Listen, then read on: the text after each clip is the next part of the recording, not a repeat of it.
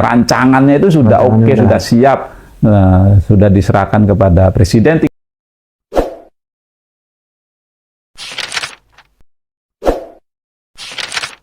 Disampaikan oleh aliansi Merah Putih, ya, Pak Bang Fadlun, ya. Nah, dia bilang begini, poin ke-6 hasil rapat tersebut bersifat diskriminatif karena hanya memprioritaskan P3K paruh waktu dari unsur guru, tenaga pendidikan, dan tenaga kesehatan tanpa teknis, gitu. Jadi yang di poin keberapa itu tidak boleh ada PHK. Betul. Nah, itu kan semua karena P3K dan P3K paruh waktu. Ya. Itu semua apa istilahnya itu karena kekurangan fiskal atau ketidakmampuan fiskal atau karena penerapan Undang-Undang HKPD, ya, Undang-Undang 1 2022 pasal 146 ayat 1, bahwa mulai tahun 2027 belanja pegawai itu tidak boleh lebih dari 30%, wajib 30%. Jadi nggak ada itu kita membedakan, nggak ada. Termasuk yang poin 6 itu, hanya stressing saja. Ya semuanya kalau bisa ya dibiayai oleh APBN. Tapi kalau memang apa namanya nanti APBN tidak punya kemampuan untuk itu, ya kita minta ditekankan yang 3 itu, guru apa namanya, kesehatan, tenaga kesehatan, sama tenaga kependidikan. Nah, ini mungkin jadi persoalan di tenaga teknis, kan? Jadi mereka dianggap dianak tirikan lah istilahnya. Tidak ada. Kita tidak ada maksud untuk menganak tirikan. Kita hanya ya menekankan saja, karena memang apa namanya yang selama ini apa namanya menjadi sorotan itu kan itu ya, guru, tenaga kesehatan, pendidikan, sama tenaga kependidikan. Tapi bukan berarti kita tidak memperhatikan yang lain, kita memperhatikan semua. Dan terbukti ya poin sebelumnya itu, bahkan kita minta agar besaran 30% itu kalau memang nanti hasil reviewnya daerah itu tidak mampu, ya jangan diwajibkan. Makanya kita minta di poin kedua itu sesuai dengan pasal 146 ayat 3-nya, pemerintah dalam ini Kementerian Keuangan harus segera mengeluarkan surat keputusan terkait itu supaya kepala daerah baik provinsi maupun kabupaten itu tenang menjelang 2027 ini. Terus yang menurut saya perlu diperhatikan juga, Bung Patra, ini soal P3K paruh waktu itu nanti September berakhir masa kerjanya. Tapi kan di kesimpulan yang sebelumnya juga, yang poin berapa itu tidak boleh ada PHK. Dan sebenarnya semangat pemerintah juga sama. Terus yang berikutnya, nah kita juga segera minta agar peraturan pemerintah terkait manajemen ASN, dulu kan di Undang-Undang 5 2014 itu PP-nya ada 2, PP manajemen PNS, PP manajemen P3K. Nah sekarang karena P3K sama PNS menurut Undang-Undang 20 2023 tentang ASN itu sama sebenarnya hak dan kewajibannya, maka PP-nya dibuat satu saja, PP manajemen ASN. Nah kita desak tuh agar segera dikeluarkan, dan kita minta agar masa kerja mereka jelas, ya kan, lalu karir mereka juga pasti. Lalu kesejahteraan mereka meningkat, karena yang P3K paruh waktu itu ya kita prihatin juga, ya kita mengerti bahwa yang penting statusnya aja dulu yang dicapai, karena kan masih daerah nih yang gaji mereka ini. Nah ya digaji seperti sekarang ada yang masih berapa, 300.000, bahkan ada yang di bawah. Ada yang rupiah. Wah, nggak masuk sih. Ada 50.000 yang saya dengar itu. Ada kemarin satu daerah itu ditunjukkan di sini karena udah kita undang langsung. Ada karena daerahnya nggak mampu kali ya. Yang penting statusnya dulu lah. Mereka ASN.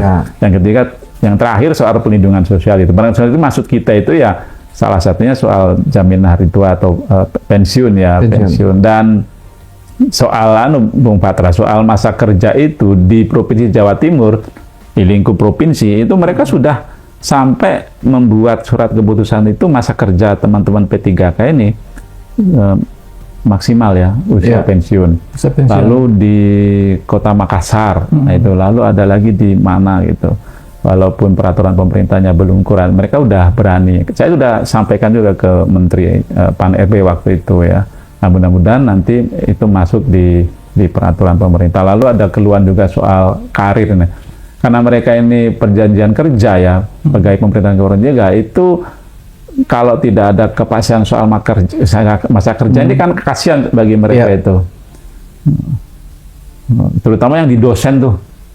Kalau mau jadi profesor bisa nggak itu? Padahal sebenarnya di Undang-Undang ASN tuh tadi saya bilang hak dan kewajiban mereka itu sama sebenarnya. Jadi sama-sama apa yang bisa dicapai oleh PNS bisa juga sebenarnya dicapai oleh P3K. Tinggal itu tadi masa kerjanya kan 1 sampai 5 tuh kalau yang normal kalau dia perjanjian kerja gitu. Makanya kita minta ya sampai dengan usia pensiun saja. 58, 60, 60. Kalau yang sampai 65 ya 65 gitu aja.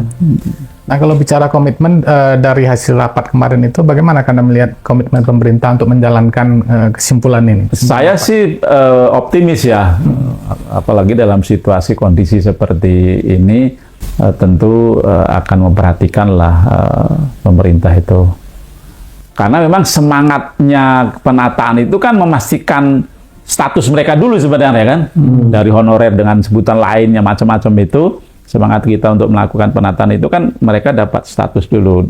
Saya yakin sih nggak mungkin dengan kita sudah membuat kebijakan itu lalu hanya karena mereka periodisasinya sudah habis lalu keuangan kita yang di daerah terutama itu tidak memungkinkan lalu diberhentikan. Nah, itu akan dapat soal baru kita nanti akan jadi masalah baru. Dan saya dengar sih Pak Presiden sendiri sudah aware dengan ini dan mudah-mudahan komitmen pembiayaan itu ada dari beliau gitu. Nah, skema untuk pembiayaan yang 30% misalnya dari daerah tidak kuat nih karena itu kan dialihkan ke APBN. Ya bukan atau disubsidi atau apa jatuhnya gimana? Gini sebenarnya kan selama 5 tahun ini masa percobaan apa semenjak undang-undang itu diterbitkan ya, selama 5 tahun ini kan Kemendagri termasuk Kementerian Keuangan itu kan mereview terus nih mana saja daerah-daerah yang bisa menerapkan 30% untuk belanja pegawai itu kan. Mereka sudah punya datanya sebenarnya. Ada juga daerah yang mampu. Tapi kita minta kalau daerah yang tidak mampu ya 30% itu dikasih kelonggaran dong. Kalau benar-benar tidak mampu ya pamannya mampunya 40, mampunya 50 ya tetap aja dikasih. Maka itu kita segera minta agar Kementerian Keuangan mengeluarkan surat keputusan gitu. Dan Mendagri sama PAN-RB Menteri PAN-RB sudah bilang sama Kementerian Keuangan. Artinya nanti juga tidak semua daerah mungkin dibiayai. Ya, kalau hasil review selama 5 tahun ini ditambah 2002, ya 5 tahun inilah, terus mereka itu memang benar tidak mampu 30% itu mengalokasikan untuk belanja pegawai, ya jangan 30% lah. Ya mampunya berapa? 40, apa 45, apa 50, ya 50. Nanti kan dari APBN juga itu, dari DAU mereka kan. Gitu. Ya itu yang kita minta itu, dan ada komitmennya kok saya lihat sih pemerintah itu. Nah, nanti bagaimana juga nanti skemanya kan terkait misalnya setelah mereka dialihkan dari paruh waktu menjadi penuh waktu nih. Nah, itu di standar PP, gajinya bagaimana tuh nanti? Ya, makanya di PP itu, makanya kita segera minta agar PP manajemen ASN itu dikeluarkan, karena dengan PP itu nanti kan kalau memang belum diatur detail kan diatur di peraturan presiden bisa atau di peraturan menteri bisa. Nah, itu yang kita tunggu. Nah, apalagi 3 bulan lagi September itu mereka ini terakhir yang P3 paruh waktu itu. Yang kedua kan P3 paruh waktu itu bisa menjadi penuh waktu. Istilah kita ya bisa menjadi P3K gitu ya. Nah, itu kan harus ada juga di normanya di dalam PP atau di peraturan di bawah PP itu apa sih yang bisa membuat mereka itu bisa menjadi P3K kan gitu. Kan tidak mungkin juga paruh waktu terus gitu. Ada kesempatan. Nggak mungkin juga daerah atas inisiatif sendiri tanpa ada aturan ya kan? Oh iya pasti itu pasti. Ya karena kan itu akan jadi beban tambahan ya kepegawaian itu, belanja kepegawaian tadi ya kan. Makanya itu kan kita juga minta dengan aspirasi teman-teman daerah lalu teman-teman P3K jangan lagi ada pemotongan TKD itu. Makanya kita minta TKD itu ditingkatkan lah, jangan dipotong-potong begitu. Nah, kalau mungkin uangnya ada ya kan. Kalau bisa 100% ya. Kalau bisa 100% ya. Iya kan. Ya, Iya. ya daerah-daerah ini kan ya dia kan punya otonomi, dia harus menunjukkan apa namanya kinerja, dia harus mewujudkan apa yang menjadi tanggung jawab mereka ya. Kalau uangnya dikurangi, tentu kan tanggung jawab itu akan berkurang. Kalau ini nggak segera diselesaikan, lagi akan jadi masalah, dan masalahnya tidak hanya di daerah, bisa sampai ke pusat loh. Itu kan kasihan nanti pusatnya. Nah, ini juga beberapa P3K paruh waktu ini juga berharap ini kan dah bagaimana supaya peralihan ke penuh waktu ini sejalan serentak gitu. Karena ini kan sudah mau dianggarkan di APBN juga gitu. Bisa nggak? Serentaknya maksudnya bagaimana?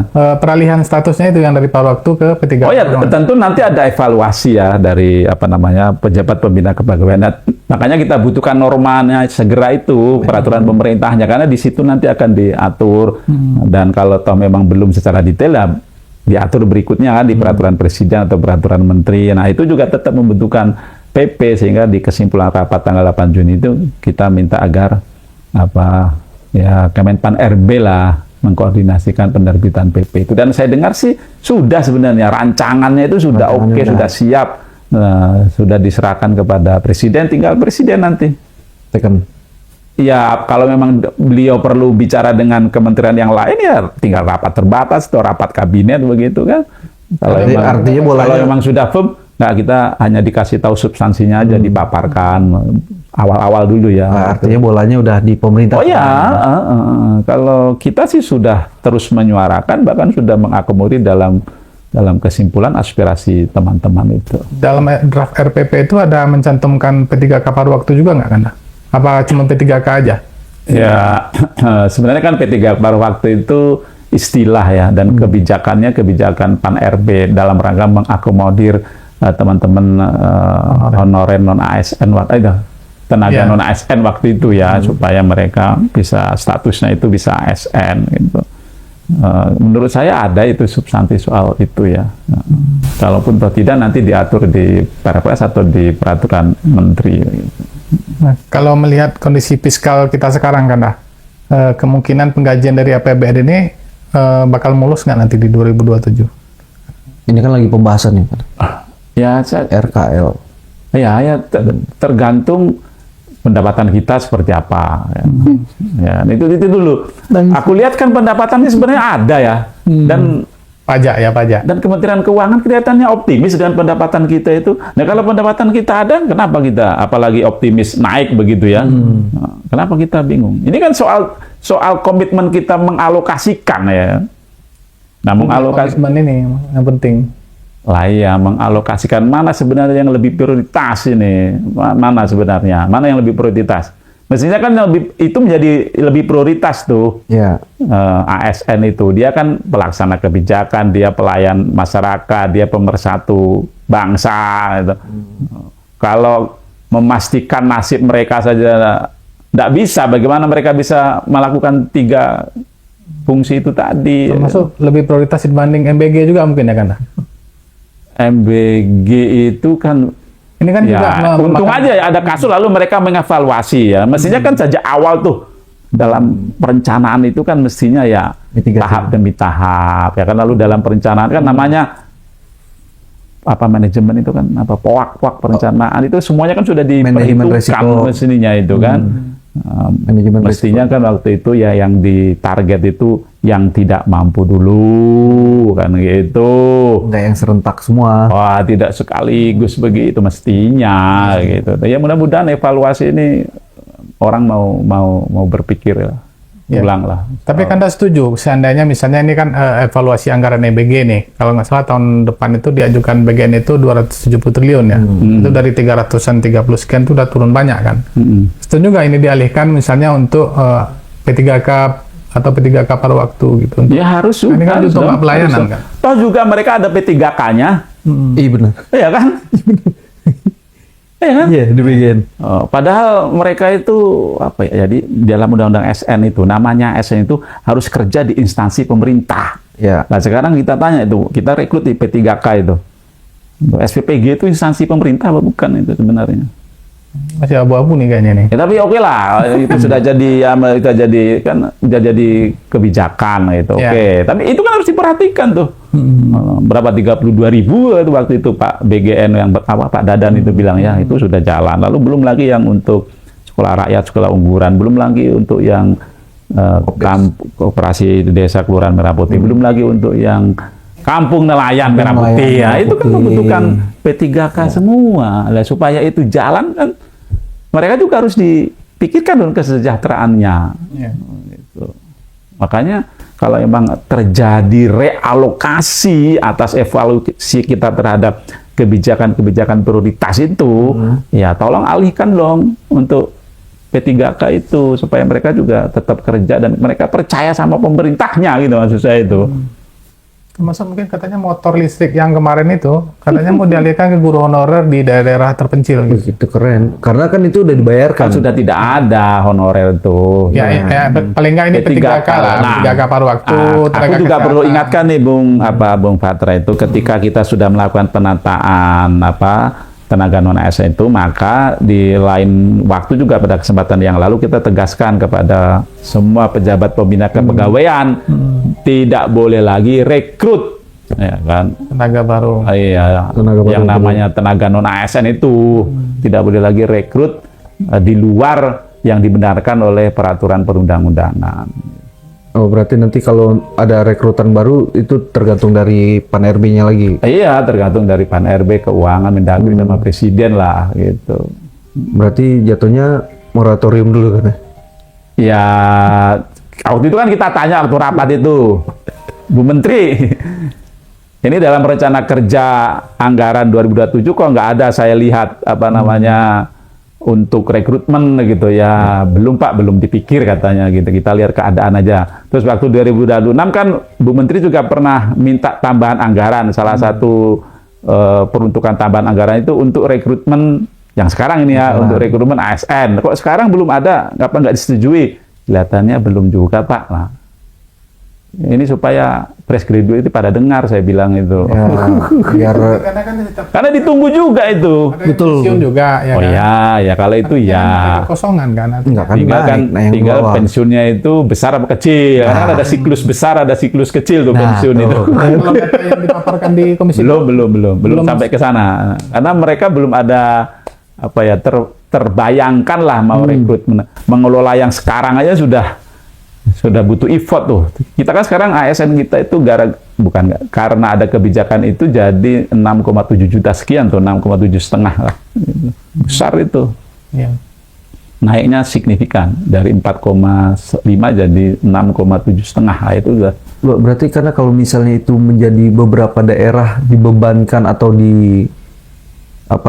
disupport oleh APBN, artinya harus ada spare agak lebih besar ya, keuangan atau pembiayaan. Ya, makanya itu jangan saklek lah. Dan sebenarnya di pasal 1443 itu tidak saklek. 30% wajib 30% untuk belanja pegawai itu tidak saklek. Makanya reviewnya harus terus dilakukan. Kalau memang daerah itu tidak mampu wajib yang 30% belanja pegawai itu ya dilonggarkan persentasenya itu. Dilonggarkan ke atas atau ke bawah? Ya ke bawah dong. Gitu. Puasa ke bawah, kalau dilonggarkan itu ya pasti ke atas lah Bung Ijal. Oh, karena kan ini kan kewajiban. Karena kan banyak yang harus dibayar. Maksimal, kan? Iya, banyak yang harus dibayar. Karena di sini ininya kan maksimal kan, karena berarti udah tahap yang paling makanya mentok. Kita minta kelonggaran. Dilonggarkan sebenarnya berarti APBN tidak perlu ada tambahan kucuran baru juga dong sebenarnya. Tergantung kekuatan daerah. Ketik di daerah aja kan. Kekuatan APBD di daerah. Ya, tapi kalau nanti hanya mengandalkan pure PAD lalu APBD yang sekarang ada nih, ya mereka kan akan terganggu juga alokasi untuk belanja modal yang untuk memenuhi kebutuhan masyarakat itu. Makanya itu kita minta untuk tahun-tahun yang akan datang jangan ada lagi pemotongan TKD itu, ditambahlah TKD itu jangan dipotong. Sebenarnya masih banyak yang bisa kita lakukan untuk memastikan daerah itu dananya itu terjaga gitu dari transfer ke daerah itu. Misalnya nih, kalau memang ini kan gini Bung Patra, logika efisiensi itu kan menurut saya ini kalau pendapatan itu turun kan, kan gitu mestinya itu. Tapi ini pendapatan tidak turun, saya dengar naik bahkan, optimis juga tahun depan juga naik. Kalau naik kenapa harus salahkan efisiensi? Kalau ini kan sebenarnya lebih tepatnya itu logika realokasi tadi tuh, realokasi ya. Atau ya rasionalisasi bolehlah. Nah, untuk rasionalisasi itu mestinya kan banyak di kementerian lembaga itu kan duit-duit yang tidak efisien lah, kan banyak itu. Iya. Memang terserap, tapi kan terserapnya mungkin tidak maksimal. Memang terserap, tapi kan terserapnya untuk apa sebenarnya?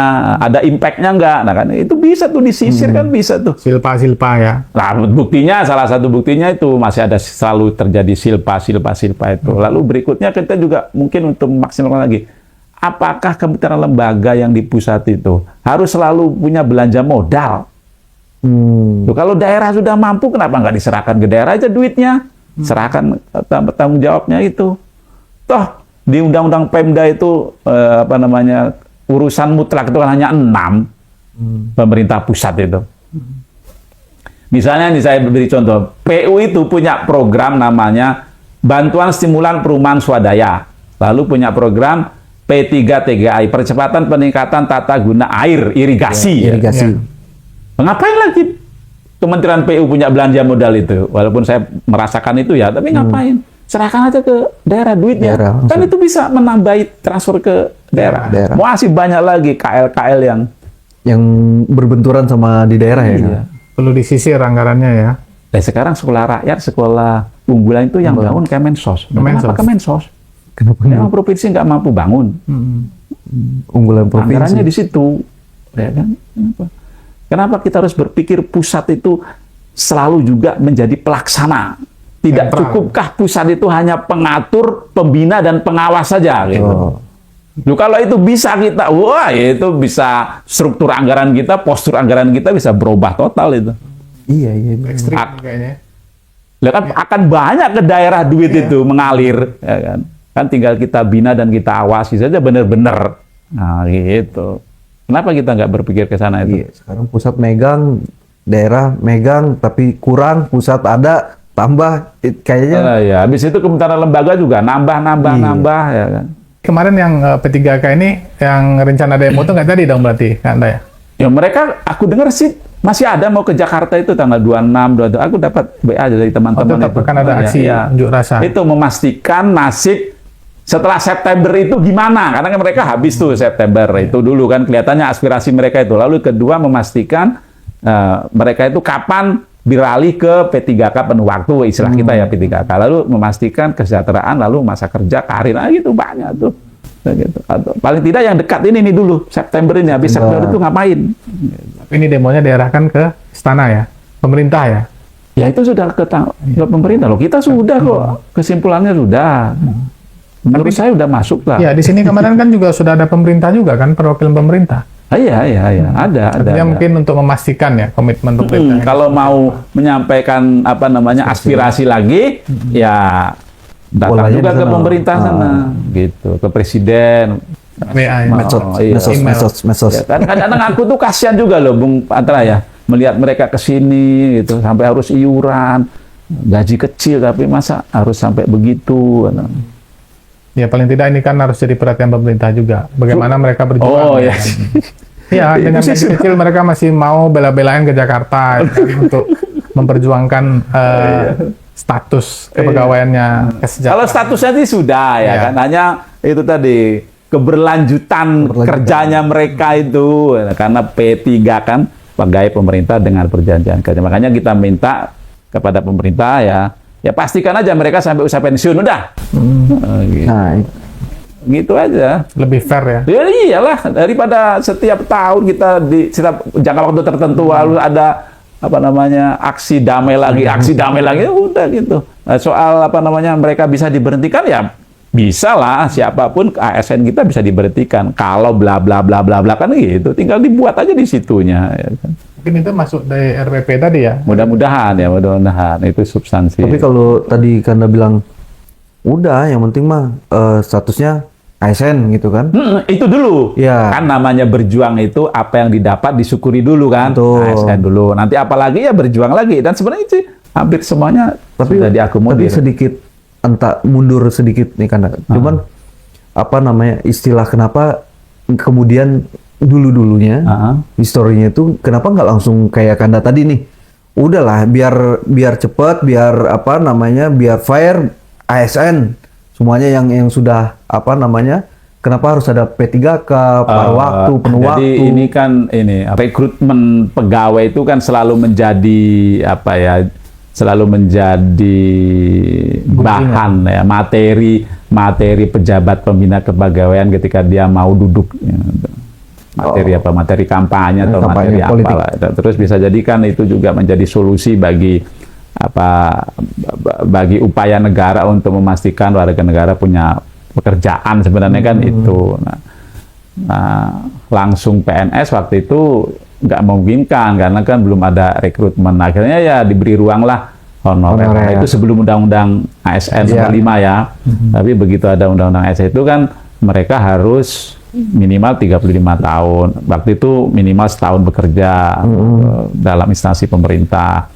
Terus sudah terdaftar apa waktu itu ya, sebelum ada undang-undang ASN yang 5 itu. Akhirnya jalan keluarnya ya pegawai pemerintah dengan pejabat negara. Terus ya ini mohon maaf juga, ini pahitnya juga yang saya bilang, rekrutmennya waktu itu kan juga ya tidak seperti bayangan kita selama ini kan, rekrutmen teman-teman tenaga non ASN ini banyak faktor lah rekrutmennya itu ya toh.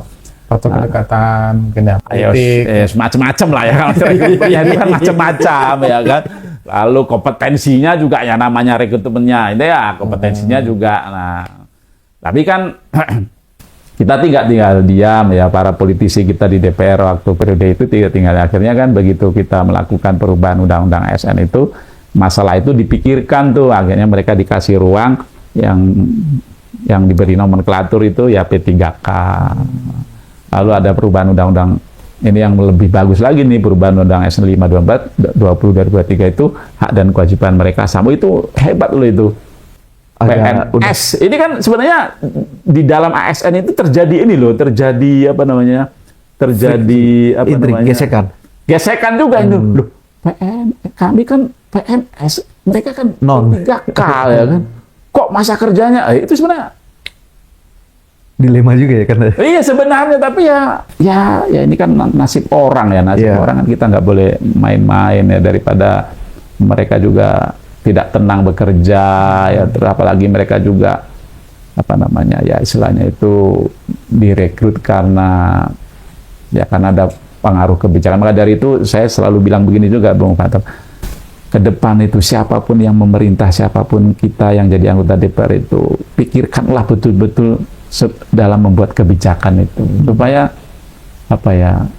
supaya kebijakan itu tidak menghadirkan masalah baru gitu. Dan itu jadi blunder.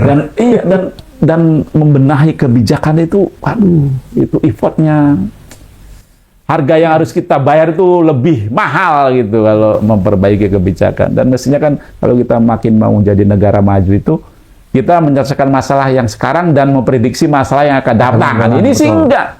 Gara-gara kebijakan yang salah itu di sebelum-sebelumnya, tugas yang memerintah itu, siapapun yang memerintah selalu saja kembali ke belakang. Ada PR nih, ada PR nih, ada PR. Nah, kan.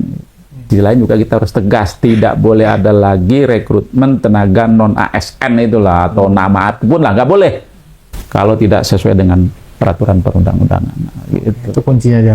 Silakan. Moratorium. Soalnya agak ambigu nih ketika bukan moratorium. Iya bukan moratorium. Yang ini Tidak. ini tapi yang kebijakan lama itu sudah udah stop dulu. Ya, kalau mau jadi ASN seleksi berdasarkan undang-undang, ada seleksi administrasi, ada seleksi kompetensi dasar, ada kompetensi bidang, nah gitu. Itu tetap dibuka ya. Iya, harus lewat analisis ya, formasinya lah gitu. Oke, terima kasih Kanda. Cukup. Wah, udah lebih 1,5 jam ya. Bacoters dimanapun kalian berada, saksikan terus dan subscribe video channel YouTube kita. Bacotan hari ini, ngomong apa aja suka-suka.